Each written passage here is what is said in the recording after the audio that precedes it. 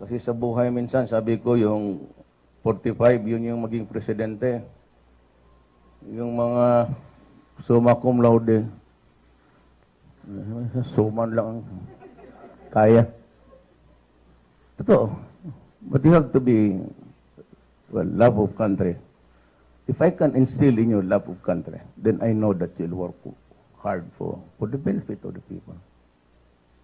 Hindi ako nagpapakorne, sabi ko. That's the drill. That's the drill. You must be willing that your name be published in the newspaper. And do not get any recommendations or any push from anybody. I will decide on my own. Because after all, if anything goes wrong, if anything is not working, it is the president who will answer and have to bear the burden. Tapos baka type ninyo, ito. Lan, ikaw. Pahiya noon siya lang. Ikaw na lang. Pwede naman, President Vice.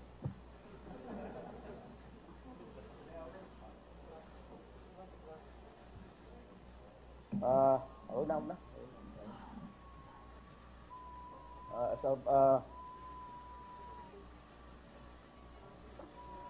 Yun na yun, pabalik-balik.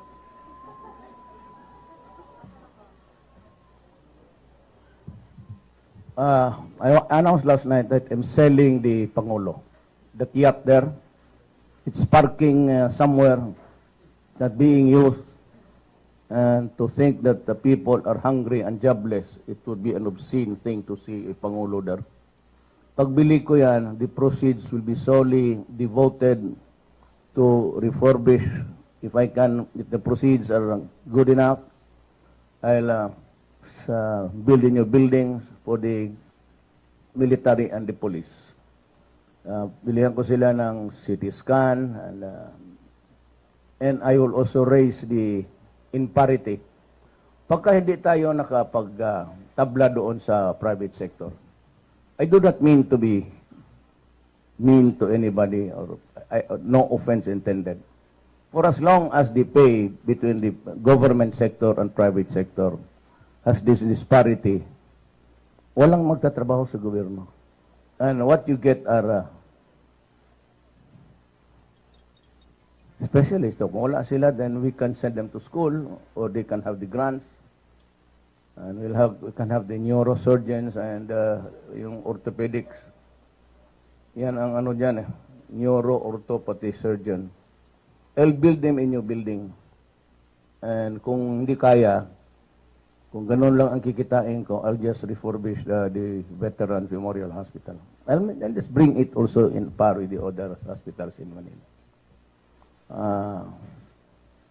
Para baga naman kung mamatay ka, wala kang sisihin.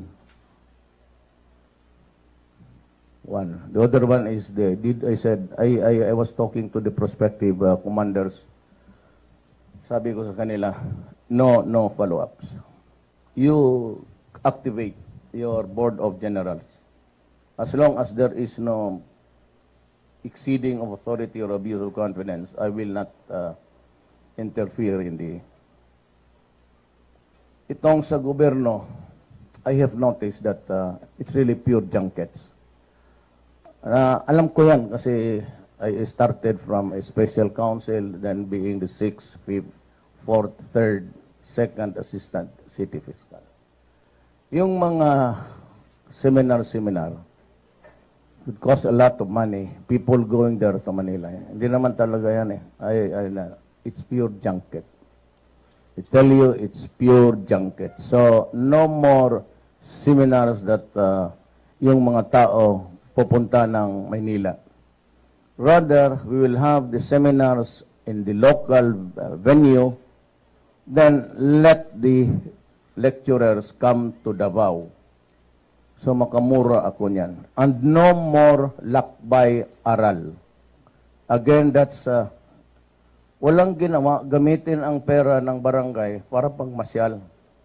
You know, being in elected as barangay captain or a barangay kagawad does not give you the right to go around the Philippines. May isa pa dito, would you believe it, Hong Kong. Oh, totoo. Tanungin mo yun si Lavinia. Malapit ko itapon yung papel sa mukha ng butit na lang, hindi ako si ano. Talagang, I almost fell off my chair. Hong Kong, maglakbay aral. Ano, magkain ka ng pansit doon? Must be crazy. Wala na yan. Stop this business of... those are my thoughts, yung ano ko. Sinusulat ko lang yung the 1 week that I had a long... Kasi bumawi lang ako ng tulog. I need 8 hours sleep. Short of that, I'm not at my best element. Kaya, yung sabi nocturnal, it used to be that Davao was really very, very... so, I used to patrol at nights. Check on the police kung hindi natutulog sa istasyon. Kasi ang ginawa ng mga buang, yung lamisa dyan, ipagpatong dikit-dikit nila, tapos magdala ng unan, pati maglatag ng newspaper, matulog. So I was going around, but all they were also afraid to go out because of the assassins, itong left. We used to lose something like 3-4 policemen and soldiers a day. Kaya I had to, kasi pag hindi, papatayin talaga ng mga gago eh. So I had to be there just to let them know of my presence. Hindi naman ako nagyayabang, but we were there was a modus vivendi between us. Until now, ang police talaga hindi. The last time, nagalit talaga ako. I went to the mountain, nagyak-yak ako doon. Back. Them. Ito sa about 3 weeks ago. Itong sa guns, I'd like to address myself to the constabulary, the PC. Itong Krami, rather. I will not allow the licensing of heavy firearms. It's just a shotgun or a .22 rifle and one short. Any caliber would do, as long as it is a short. Rifles, shotguns, and .22. Wala ng heavy firearms. Yung AK-47, M16, those already given the licenses. Okay lang yan. But no permit to carry shall be issued to civilians dito sa long firearms. Short lang. And it must be under stringent conditions. Ayaw ko yung magbili ng mga almost an armory. Ipag nanakaw yan, ibigay mo yan doon sa kabila. Several times it happened in our country. Itong NPA is a homegrown rebel group. And about the only time that I can remember na talagang galing sa labas, I will not now name the country because we are on friendly terms. Yung Karagatan, if you care to remember, this was this Karagatan, a small ship that was seized in Mindoro. Yun lang ang nalaman ko na pumasok ang armas dito na mga AK-47. Of recent memory, it was itong shipment ng AK-74. It's actually a Kalashnikov with, you can use the American M16s. Okay, iba pa kasi yung configuration ng bullet. But this was really adapted. And a lot of them found to the hands of the NPA. I do not begrudge the NPAs for looking for arms. There's a war. But then again, as maybe God wills it that I reach my oath-taking days, they have to realize that I am with government and I am the enemy also. But I offer my hand in peace to Season and to the rest, and we can talk. I've mentioned the positions that are available to you, and you can join, and several positions dyan sa mga bureaus, mga government corporations. provided you are qualified, provided you have the educational bearing to hack your job. Then I would plead to Congress to restore death penalty. Heinous crime committed with unlicensed firearms must be death. Rape plus death ang sa victim must be death penalty. Kidnapping tapos with ransom, pinatay ninyo, must be death penalty. Robbery with homicide with rape, double the hanging. After hang first, then there will be another ceremony for the second time. Hanggang putol talaga yung completely severed yung ulo sa katawan. I would like that. Because I'm mad. Now, the reason why nagmumura ako said because I was mad, but wag na ngayon. Alam mo, ang yumaman dito sa pagmumura ko, yung pares namin dito sa Davao. Every time I say PI o L, bayad ako ng the parish is also busy exacting tax from me. No different from the NPAs.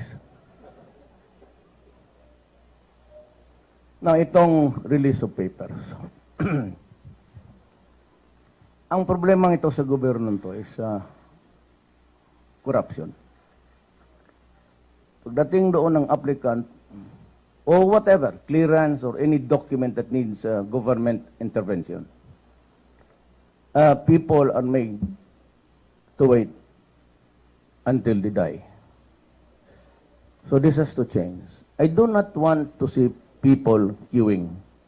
Naglilinya. My proposal is, in all government departmental institutions, I will see that yung mga clearances, dito sa Davao, gano'n. Clearance, electrical connections, business permit, 72 hours. After 72 hours, you are no longer allowed to release the documents or papers. You have to forward the papers to me, and I will ask you why it took you more than 3 days to process the papers. So that's, I'd like to have that followed all over the Philippines, a department, executive. I do not mind Congress.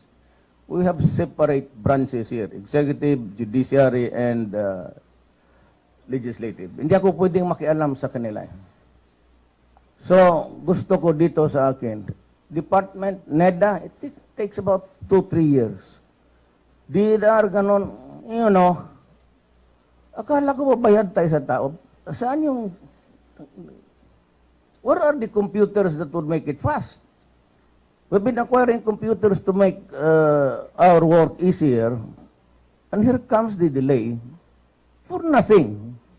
Ayaw lang ninyo magtrabaho, kaya ayaw ninyo magtrabaho, sabihin mo, maghanap ako ng iba. Departments, defense or whatever, 30 days. Signatures, NEDA takes about 47. 5 signatures. I do not give how you configure the signing authority in that office. If you are not willing to do it, let me know because maraming Pilipino dyan sa labas nga naghanap ng trabaho. Anak ka ng, believe me, pati police, kayong mga police, those who are already contaminated, and you should know, and those who are into the business of pending cases, and even the generals, and they know who they are, resign or retire bago ako mag-record. Kasi, I hate to name you publicly and to ask you to resign because you are